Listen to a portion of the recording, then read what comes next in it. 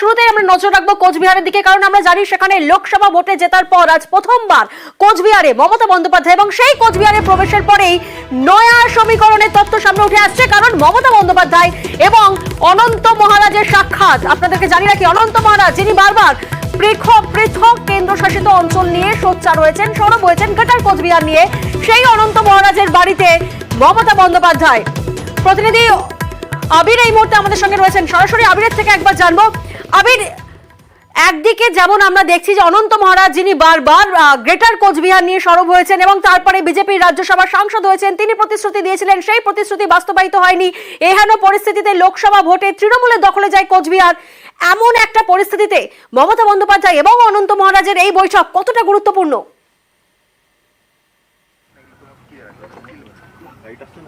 দেখো, উত্তরের রাজনীতির ক্ষেত্রে অবশ্যই এটা নয়া রাজনৈতিক সমীকরণ তৈরি করতে পারে আজকের বৈঠকটি।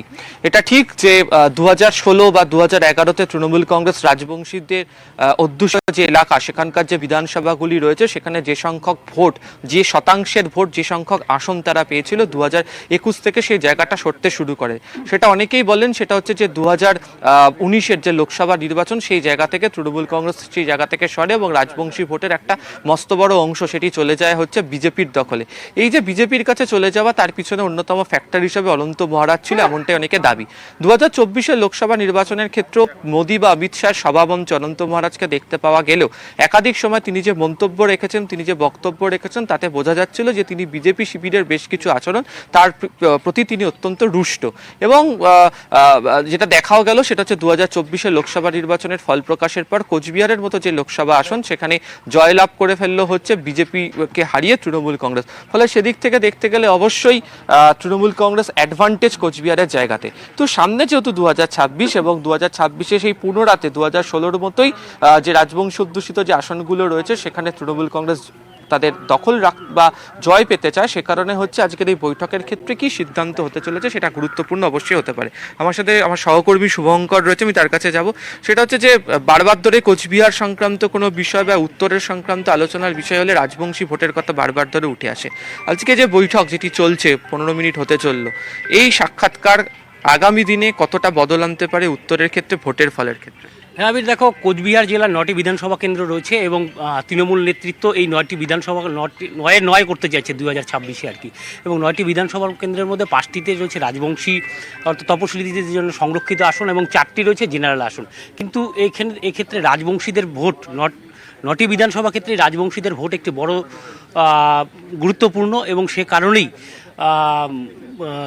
এই যে রাজবংশীদের ভোট, তার একটা বড় মানে গ্রেটার সুপ্রিম অনন্ত মহারাজ অর্থাৎ বিজেপি রাজ্যসভার সাংসদ যেদিকে যাবেন, যেদিকে বলবেন, সেই রাজবংশীদের ভোটটা বেশিরভাগ ভোটটাই সেই দিকে পড়ে আর কি। সেটাকে মাথায় রেখেই মুখ্যমন্ত্রী মমতা বন্দ্যোপাধ্যায় আজ অনন্ত মহারাজের সঙ্গে দেখা করতে আসছেন বলে জানা যাচ্ছে। এবং এই বৈঠকটা যথেষ্টই গুরুত্বপূর্ণ যে এর আগে মুখ্যমন্ত্রীর সাথে অনন্ত মহারাজের একাধিকবার দেখা হলেও কোনোদিনও মুখ্যমন্ত্রী মমতা বন্দ্যোপাধ্যায় অনন্ত মহারাজের বাড়িতে আসেনি। আমরা বিগত দিনে দেখেছি অমিত শাহ অসমে যে অনন্ত মহারাজের বাড়ি রয়েছে বঙ্গাইগাঁওতে, সেখানে গিয়েছেন। নরেন্দ্র মোদীর সভাতে অনন্ত মহারাজ গিয়েছেন, কিন্তু মুখ্যমন্ত্রী মমতা বন্দ্যোপাধ্যায় এই প্রথম এলেন অনন্ত মহারাজের বাড়িতে। সেটা অনন্ত মহারাজ নিজেও বলেছেন যে আমার খুব ভালো লাগছে যে মুখ্যমন্ত্রী প্রথমবারের জন্য বাড়িতে এসেছেন। তবে এদিন যে বৈঠক, সে বৈঠকে যেটা জানা যাচ্ছে যে আগামী যে 2026 সালের যে বিধানসভা নির্বাচন, সেই বিধানসভা নির্বাচনে মুখ্যমন্ত্রী মমতা বন্দ্যোপাধ্যায় কোচবিহারের 9টি আসনকেই টার্গেট করেছেন এবং সেক্ষেত্রে মহারাজের ভূমিকাটা বড়। সেই বিষয়টাকে মাথায় রেখেই এই বৈঠক এবং মহারাজের সঙ্গে সেই বিষয়ে কথা বলতে আসছে। দেখো, বিজেপি শিবির বরাবরের জন্য বলে আসে যে রাজবংশীদের জন্য যে কথা প্রশাসন বলছে বা তৃণমূল কংগ্রেস বলছে তা কাজ হয়নি, কটাক্ষ বারবার ধরে শোনায়। পাল্টা কটাক্ষ তৃণমূল কংগ্রেস ও বিজেপিকে বা কেন্দ্রকে ইঙ্গিত করে শোনায়। যেমন নারায়ণী সেনানী, তুমি জানো যে একে অপরের মধ্যে যে কটাক্ষের যে যুদ্ধ চলে। ফলে অবশ্যই বিজেপির ক্ষেত্রে অস্বস্তির কারণ বাড়লো আজকে। তার কারণ অনন্ত মহারাজ, যিনি এখনো বিজেপি রাজ্যসভার সাংসদ, তার বাড়িতে মমতা বন্দ্যোপাধ্যায় বৈঠক করছেন। এবং যেহেতু 2026-এর প্রস্তুতি 2024-এর ফল বেরোনোর পর থেকে শুরু হয়ে গেছে, সেদিক থেকে দেখতে গেলে উত্তরের নয়া রাজনৈতিক সমীকরণ এই বৈঠকের পর শুরু হতে পারে, এমনটাই মনে করছেন রাজনৈতিক। একেবারে আবির, তুমি আমাদের সঙ্গে থাকো। অন্যদিকে আমরা আপনাদেরকে জানাবো কোচবিহারে সেখানে রণকৌশল বৈঠকে মমতা বন্দ্যোপাধ্যায়। লোকসভা ভোটে কোচবিহারে বিপুল জয়, নিষেধকে হারিয়ে জয়ী বসুনিয়া। এহেন পরিস্থিতিতে জয়ের পরে কোচবিহারে তৃণমূল নেত্রী মমতা বন্দ্যোপাধ্যায় এবং সেখানে যা জানা যাচ্ছে যে রণকৌশল বৈঠকে মমতা বন্দ্যোপাধ্যায়, আবারও যাবো আবিরের কাছে। আবির, একদিকে তো আমরা জানি যে যেমন অনন্ত মহারাজের সাথে বৈঠক হবে, তেমনই অন্যদিকে কিন্তু আজকে কোচবিহারে একটা রণকৌশল বৈঠকও রয়েছে। সেই বৈঠকও তো অত্যন্ত তাৎপর্যপূর্ণ।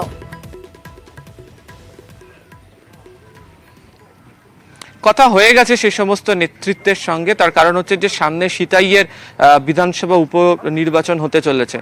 এছাড়া কোচবিহারের এই আসনের এতদিন ধরে বিধায়ক ছিলেন জগদীশ চন্দ্র বসুনিয়া, তিনি এবারের লোকসভা তিনি সাংসদ হয়েছেন তৃণমূল কংগ্রেসের তরফ থেকে।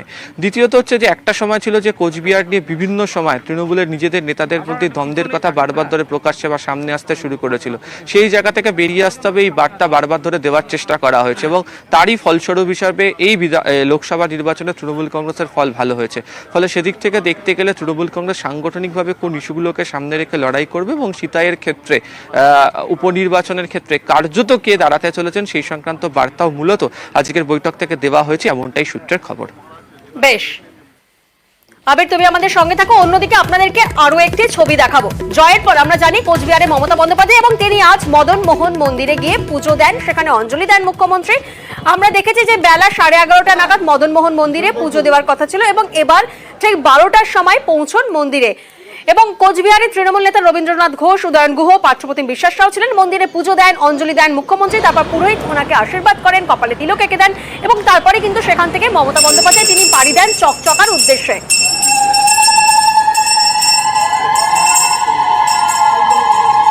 আবারও যাবো, আবির আমাদের সঙ্গে রয়েছেন। আবির আমাদের প্রত্যেকটা মুহূর্তের খবর আমাদেরকে আপডেট করছে কোচবিহার থেকে। আবির, তোমার থেকে একবার জানার চেষ্টা করবো। আমরা দেখেছি যখনই কোচবিহার সফরে যান তৃণমূল নেত্রী, তখন মদন মোহন মন্দিরে তিনি পুজো দেন। আজকেও তিনি কোচবিহার সফরে মদন মোহন মন্দিরে গিয়ে তিনি পুজো দেন, কিন্তু আজকের এই সফরটা কোথাও না কোথাও একটু হলেও আলাদা।